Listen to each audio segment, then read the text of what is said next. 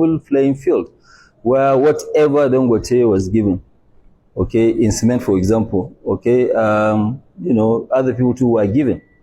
In fact, some of them, maybe they even got more than us.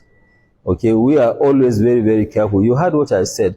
In the refinery, we did not, and I repeat, we did not collect one single incentive from the federal government of Nigeria or from even the Lagos State of Nigeria. Yes, Lagos State, maybe they gave us a good deal, but we paid $100 million for the land. It wasn't a free land.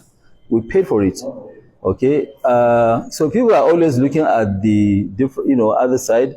They are not really looking at the real picture. Okay, that's one. Number two, this country has been having petrol queues since when majority of you here were not even born, since 1972. Okay, so 72 to date is what? 52 years. And we are still having the same issue. So just for the fact that, yes, we are ready and about to start this, you know, everybody is now up and about. Yes, but we know that what is giving us you know, a lot of joy is that we know that the majority of the population, they are with us. And so we are not discouraged.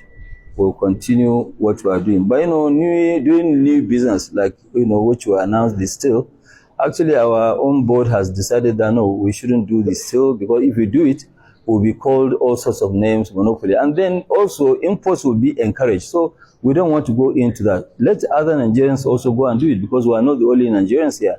There may be some Nigerians with even more cash than us.